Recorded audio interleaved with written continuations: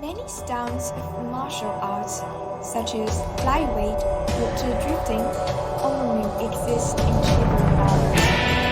In icons of hot qigong, such as golden lantern, iron posture, and being intravenous, it has a sword or spear, and pseudo qigong, of all forms based on pseudoscience, have a strong element of feudal superstition and are highly confusing and deceptive. So today, let me show you the real Chinese Kung Fu.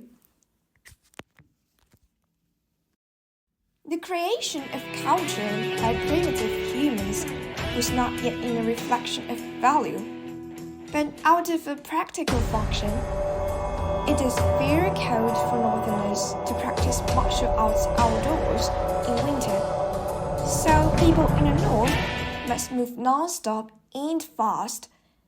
Both the movements of running and jumping and the strong and powerful outbursts form one of the traditional Chinese martial arts, long boxing. So, long boxing, what exactly does the word long mean? In Chinese, long can stand for strength.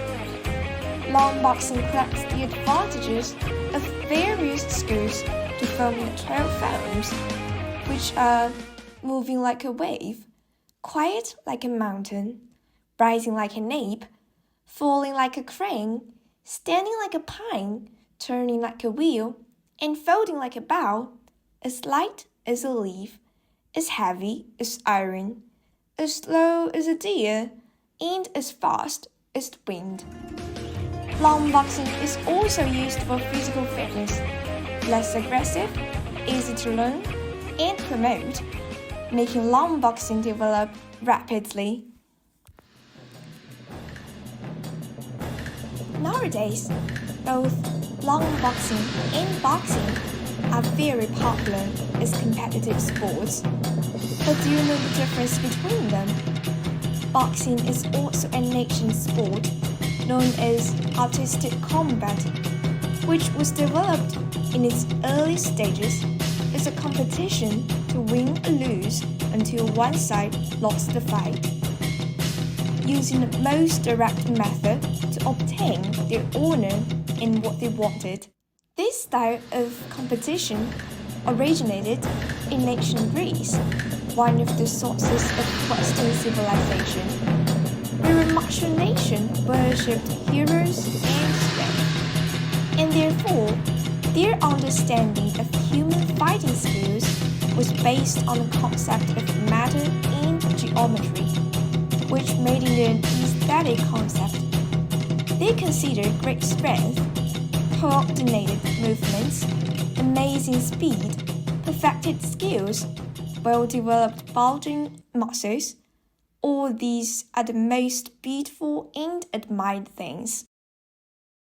Chinese civilization has been flowing for 5,000 years with the water of Ren and Li. And the same is true for Chinese martial arts. Martial arts is not only a simple skill, but also a kind of indoctrination. Aristotle once said, "Skill follows fortune, and fortune follows skill." The practical wisdom of Chinese martial arts regarding indoctrination is expressed in a way it inspires the practitioners in a subtle way. The martial arts are not abstract truths, but through the process of inculcating and transforming the temperament, mind, and the character of people. The Zhou Yi describes transformation in this way. Observe the astronomy to observe the changes of the time. Observe the humanities to transform the world. This kind of transformation is the essential characteristic of Chinese martial arts indoctrination, but it often takes a long time to brew, nearly a lifetime. Therefore, different cultures have created different philosophies. The essence of Chinese philosophy is 中庸 big things, small and trivial. Westerners are concerned with confrontation and order. And in this culture, the boxing culture makes up for the shortcomings and longevity of boxing. So that boxing has formed an active, aggressive, strong, victorious form. In short, Western sports focus more on the external physical performance, while Chinese martial arts are more concerned with internal and external unity, form, and spirit. The Chinese and Western cultures are not isolated and antagonistic. In ancient times, Marco Polo and Matteo Ricci came to China, and Zheng He went to the West. England, with its rich tea culture, also had its earliest tea imported from China in 1657. After the 17th century, Western missionaries sent a constant source of writings in ancient texts about China back to Europe, expanding Western studies of China. Beginning in the 1980s, many traditional countries began to revive their own indigenous cultures, often driven by intellectuals with a higher degree of education in the West. It was this Western education that enabled them to look at their traditional culture from another perspective and thus gain a new understanding. Mr. Fei Xiaotong, for example, was both a Chinese scholar and a scholar who was well-versed in Western scholarship and had a global perspective, and his multifaceted research is full of enlightenment for people today. Therefore, in the face of Chinese and Western cultures, we can seek common ground while reserving differences. Since long boxing is a traditional Chinese martial arts, do modern people still need long boxing? As we can see, from ancient times, Yang Jiajun was loyal and virtuous. Yue Fei was loyal to his country. Qi Jiguang fought against Japanese invaders. And in recent times, Huo Yuanjia was a national fighter, and Bruce Lee was a martial artist.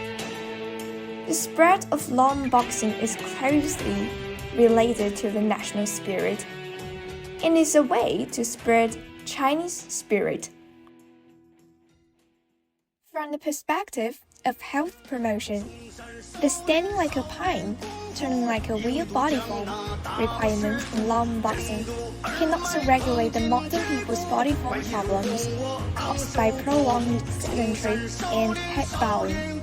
In addition, the long fist has the style of stretching unrestrainedly, soaring high and jumping, striking long and far, being tough and gentle, and with clear rhythm.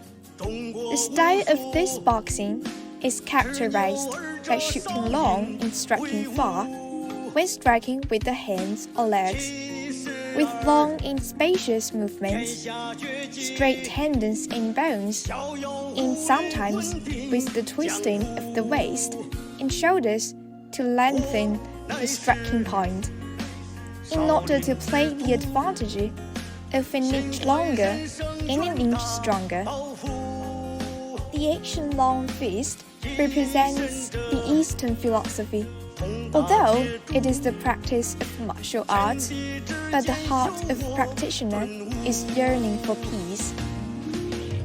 Well, this is all about long boxing, one of the most important traditional Chinese martial arts. 关系如虹，我昂首阔步，嵩山少练功夫，13关胜把唐王相护，人一。